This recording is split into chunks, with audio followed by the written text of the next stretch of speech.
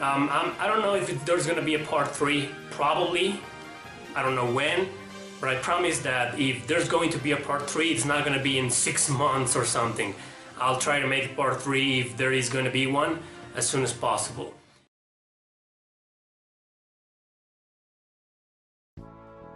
Yeah, well, shit happens. I'm sorry it took me so long to come up with a part 3. I was just so busy making other videos and I don't know, the idea just got lost in time. But today I decided to go back to those videos, watch them and say, hey, a part 3 is required. So welcome to my part 3 at long last of the most underrated JRPGs ever. Let's begin.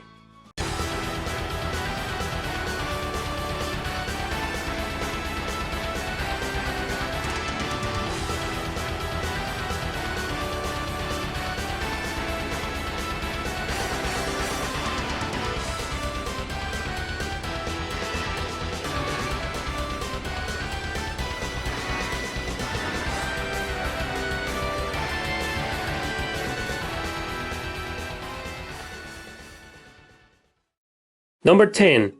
Doghack Infection, Mutation, Outbreak, and Quarantine. I've never talked about these 4 games before. Never. I don't know what took me so long to come out and recommend them.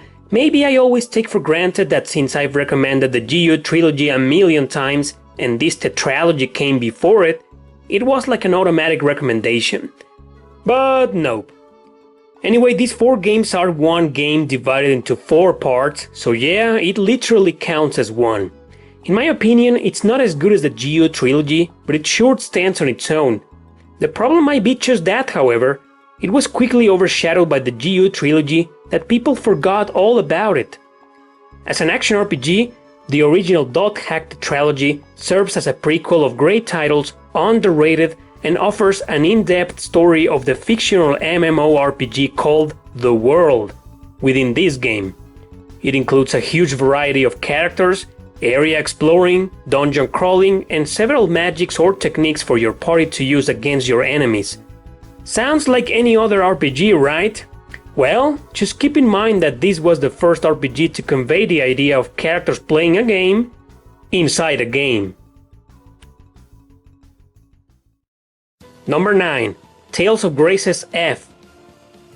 Sure, maybe not a single Tales of could be considered underrated since the series is pretty much famous nowadays, but in every franchise there are always a couple of titles that were ignored by most fans, or that received very little marketing compared to others, or were simply overshadowed by other great titles. And such is the case of Tales of Graces, a remake of the original one for the Wii that never came out of Japan. The truth of the matter is that Graces has a battle system that is quite different from all the previous titles. You don't just play battles in hack and slash mode, nope, it's highly technical and it revolves around getting the combos right, making this the gist of the game. Once you master this, however, it becomes so rewarding and addictive to play. It also offers what, in my opinion, is one of the best stories in the franchise, one of its main aspects being that you play with the main characters from their childhood until their adulthood, so it's a long journey that it's totally worth taking. Number 8. Grandia 3. There are many fans of Grandia out there, people who put the first one, a classic for the PlayStation and Sega Saturn, in a silver plate. That's fine, it's a great game. Grandia 2 also has tons of fans, especially the Dreamcast version. But what about Grandia 3? It's also a great RPG that looks absolutely beautiful, with a charming cast of characters, a fantastic world design, enchanting soundtrack, and a battle system that perfected the techniques of the franchise. So the criticism went towards the story and the difficulty. Yes, this game has some really annoying difficulty spikes, I admit, but in my experience, it's very hard almost in its entirety. Nothing you can't solve without grinding. But what can be hard for you can be easy for others and vice versa. I always say that. If you're a fan of turn-based RPGs for the PS2, give Grandia 3 a chance and ignore the critics. You be the judge after trying this marvelous adventure. Number 7. White Knight Chronicles. This is another game that I've never talked about. I showed it and I mentioned it, yeah, but I've never included it in a top 10 before, at least not in one with commentary from me. The thing is, I am a fan of the entire franchise and I've been trying to get my hands on the second one for the PS3 for so long now. There's Origins for the PSP, which I've praised before in other videos, but it's like I always forget to bring out the first game from the shadows and tell people that's an awesome game. Pretty underrated. It's a very short RPG, sure, you can beat it in around 20 hours or less, and it's a very decent story in a medieval setting revolving around these gigantic armors from legend. The story was short, I imagine, because the main point of the game was also to play it online, similar to an MMORPG. The battle system works similar to Final Fantasy XII or Xenoblade Chronicles, in which you choose your attack or skill and wait for it to be executed by the character. Yep, just like an online RPG. It may not be one of the greatest titles for the PS3, but it's definitely great, underrated, and obviously recommended.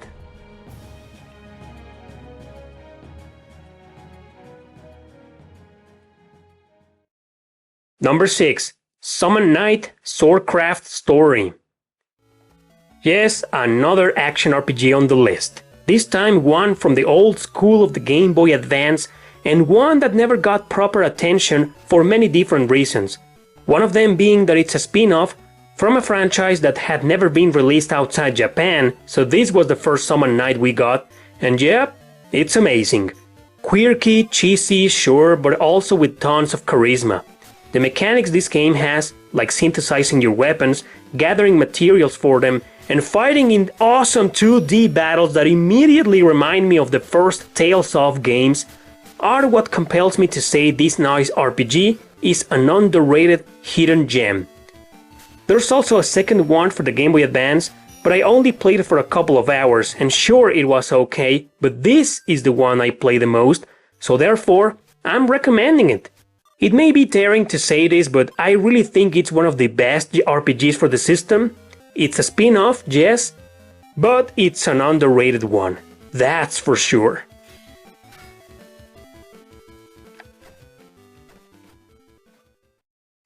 Number 5. Warsong, also known as Langrisser. The legendary first Langrisser, developed by the same people who created the Growlancer series and also the 2 Devil Survivor games from the Shin Megami Tensei franchise. This all-time classic for the Genesis is soon to be remastered and remade for the Switch and PS4, along with its sequel that never came out of Japan.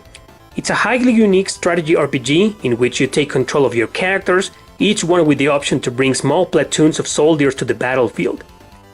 Every type has their own weaknesses and advantages, making that precisely the point of the entire game, because you really need to know how to manipulate this system to your favor, otherwise it might become one of the hardest games you'll ever play. I mean it, this game's freaking hard, but it's definitely rewarding.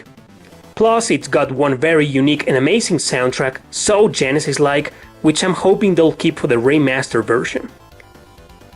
Warsong or Langrisser is an underrated hidden gem, and it requires more attention not only for being a classic, but also for being a big influence on many other RPGs that were released afterwards, such as Suikoden. Looks familiar? Yep, that's Warsong for you. Number 4. Tokyo Xanadu. This is my first time talking about this game that I've been recently playing for the past couple of weeks. It's definitely an underrated game, and I'll tell you why. First, it's from Falcom, the company that develops the Legend of Heroes and the Ys games. Second, well, it's a Persona clone through and through. High school simulation, students with special powers, dungeon crawling, but hey, it's an action RPG! And yeah, it's freaking amazing. The controls feel so good when battling these creatures and exploiting their elemental weaknesses with several different characters from your party. Only one can participate during battles in real time, but you can switch to any of them at any time, each with their own element for combat. So basically, with the exception of this amazing system, it's just like playing Persona in an urban fantasy setting, but in a good sense. So check out Tokyo Xanadu, because I think it deserves more attention, considering there's a new enhanced port for the PS4, which will hopefully help it gain mainstream success. Number 3. Vanguard Bandits. Certainly one of the most underrated strategy RPGs for the PlayStation 1. I mean, I can't believe this game went behind people's backs for so long. I understand many great classics were released during this era that completely overshadowed titles such as this. Well, I'm glad I got the chance to play it, beat it, love it, and recommend it in a couple of times in previous videos. Because this is not only an underrated game, but also a hidden gem. Battling with mechas in a good story full of political plots and conquests, various routes to play through, and a fantastic map design for each mission. Popular defunct company Working Designs brought it overseas for a good reason. It's excellent. You'd think a game like this will have more followers, and if you haven't played it, you might be wondering if it's really that good. Well, let me tell you, it is. Definitely one of the best strategy RPGs for the system, often overlooked, obviously underrated.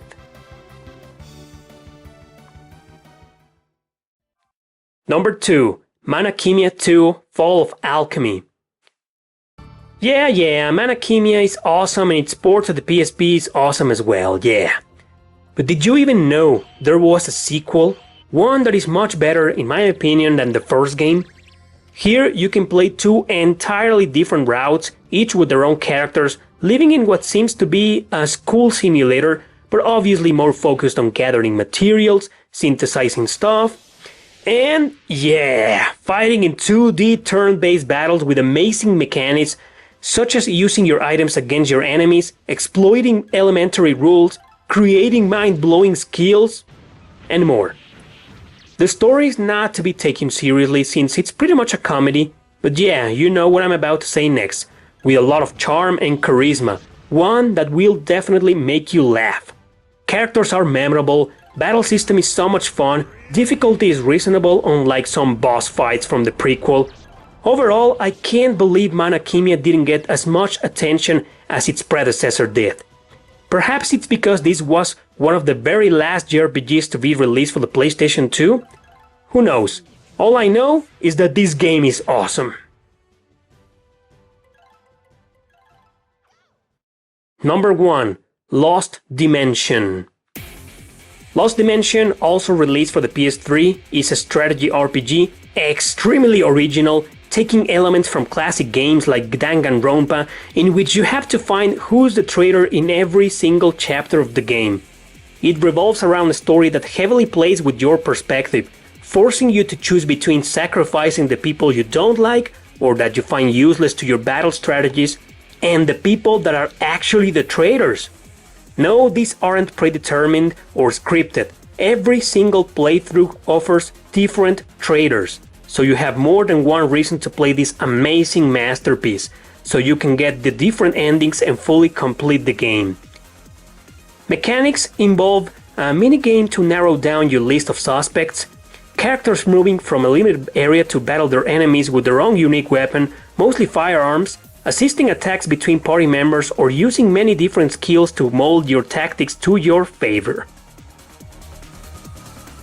This is an amazing game, very underrated, that I believe should be played by anyone looking for something completely different than what they're used to. So yeah, totally recommended and underrated.